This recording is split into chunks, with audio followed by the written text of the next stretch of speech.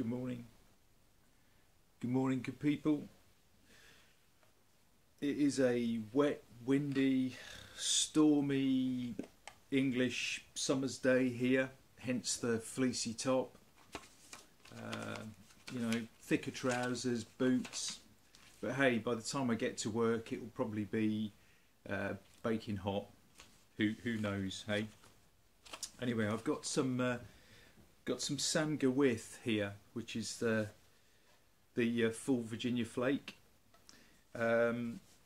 It seems to be one of those kind of tobaccos that needs to be kind of left out and or almost allowed to dry a bit before you can do anything with it. It's hard to light for some reason. It doesn't matter what pipe I choose. So what I tend to do is I tend to break it up, crumble it up, flake it, rub it out a bit, and then you can see it kind of expand. It kind of expands in the air, and then I pack the pipe, and then eventually we can get the pipe going. Anyway, I wasn't going to talk about that so much, but this is a wonderful tobacco. Really like this. If I could eat that, I would, because every time I smell it and I look at it, I just think I want to eat that. Something about it. So what I was thinking about was I've titled this Economic Migration. Okay, so it's not about birds, although I'm very interested in birds and ornithology and stuff like that, but it's not about that. It's about the kind of economic migration, and I'll try and explain that, because I'm curious to know what people think, whether it affects anybody, and what people sort of feel about it, really. So what I'm talking about is the fact that traditionally, in sort of years past, communities were probably centred around the local industry. Or certainly it was the case in the UK. I'll probably use the UK because it's the example that I know. So for instance, in the UK, during the sort of Industrial Revolution, factories and mills and things like that were all constructed next to rivers, because they needed the river to drive the water wheels to power the machinery to make the metal things or whatever it was they were making. So you get what I mean.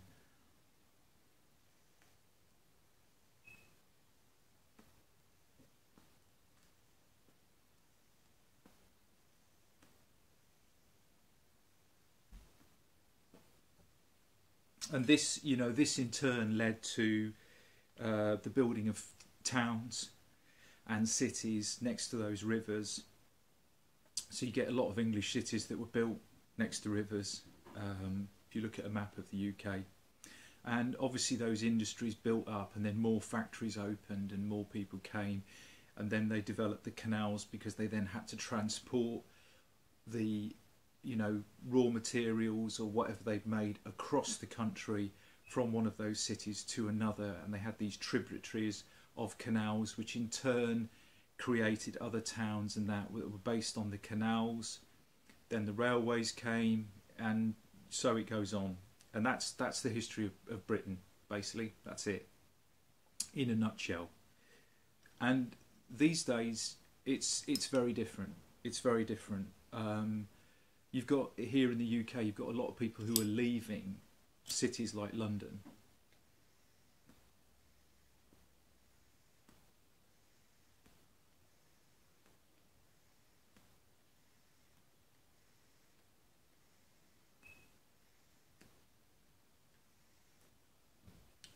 See what I mean?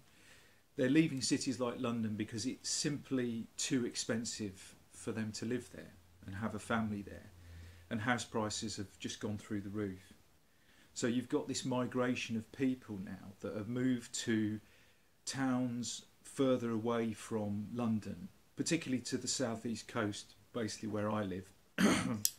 And the reason for that is that house prices are maybe half, third of the price.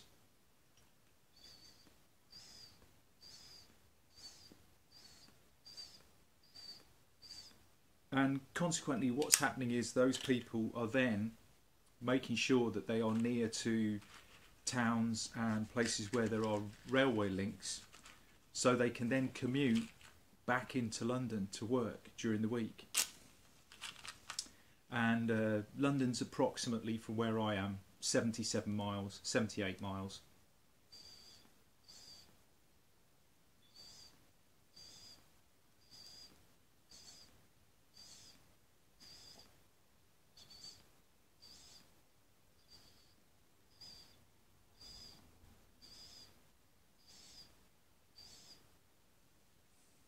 So what's happened is you've got places and areas now where the people who live in the street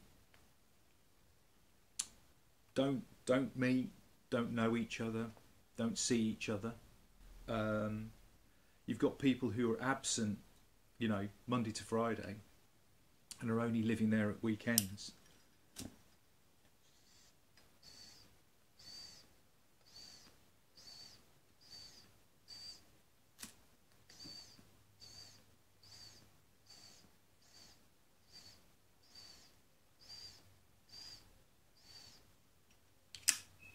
And consequently, you know, you've got a massive change in the landscape of communities, and who those communities are and who lives there. And it's more diverse. You know, it's much more diverse now than it was with people who live elsewhere and come back and are only here at part of the week and all this kind of thing.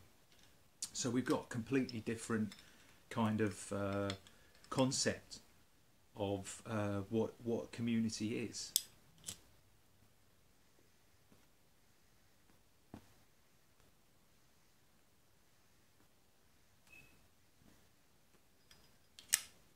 And I'm very interested in why that is and how that is, and also what the longer term effects of that are.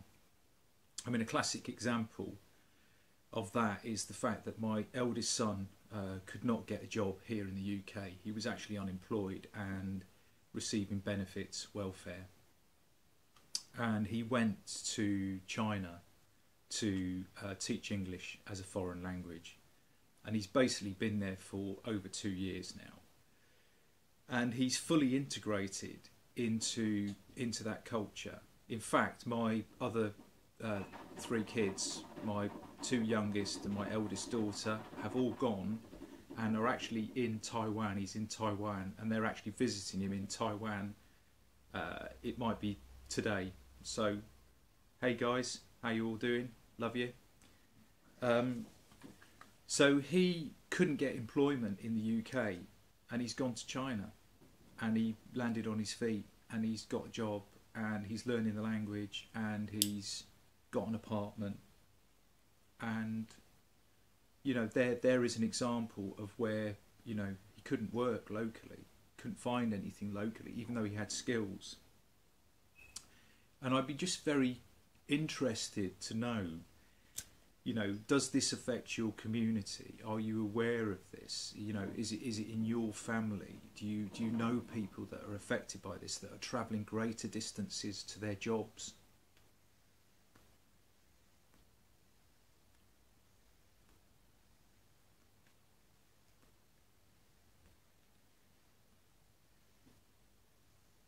Because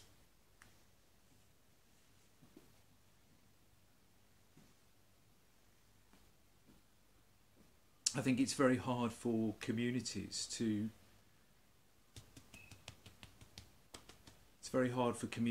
kind of hold together, I think, when all these elements, all these kind of factors that are almost like external sort of forces, economic forces, with industries, taking those industries away from home countries and taking them abroad to the sort of cheaper locations and things like that. And you know, I think as somebody who works in the community and works with people, I'm very aware of all of these issues, and you know, I see the impact that it has, and I'm just really curious to know, you know, what other people think, and what other people sort of, you know, feel about that. Looks like I might have got this alight.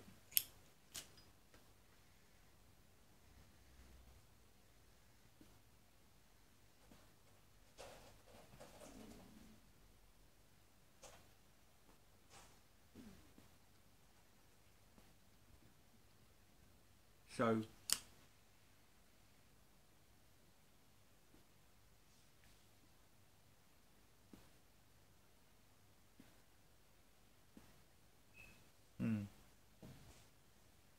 it is a very, as I said, a very windy summer's day here. Going back to talking about the weather, you see what I mean? There you go. But it is. But you know, later on it's going to be baking hot, and then we'll all say, why have we got jumpers on, and you know, taking our fleeces off and that. But yeah, so economic migration. What does it mean? What does it mean for communities and you know, countries and things?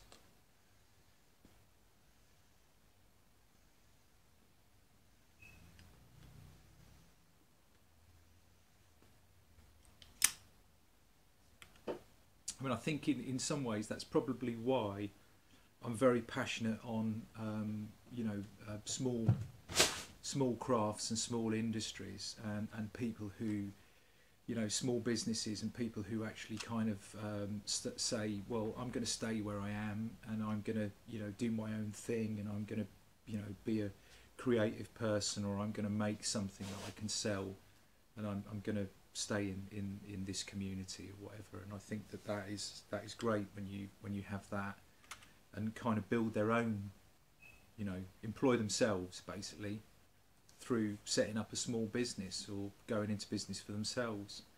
And maybe that's easier these days with the internet and you know, all the other structures there. It's probably easier to communicate and connect with other people.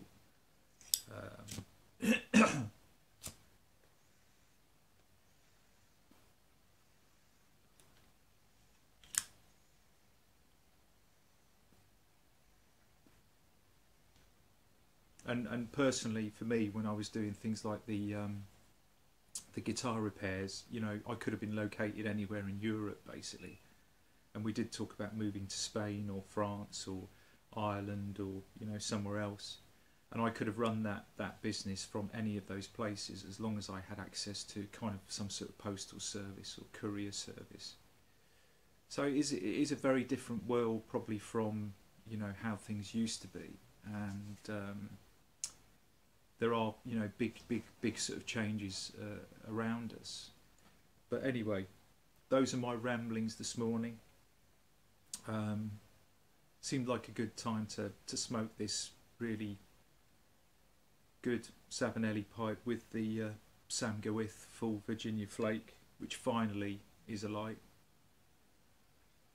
It's not a tobacco to be hurried.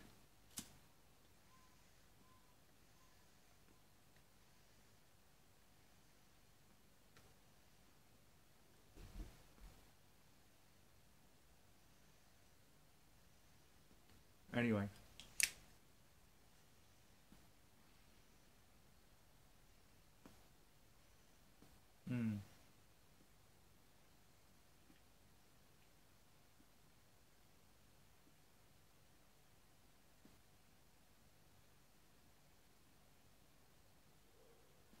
that is great. That is really good, really nice tobacco. And I've got a good cup of coffee. So anyway, those are my ramblings, and with that in mind, I'll leave you all in peace, and I'll talk soon.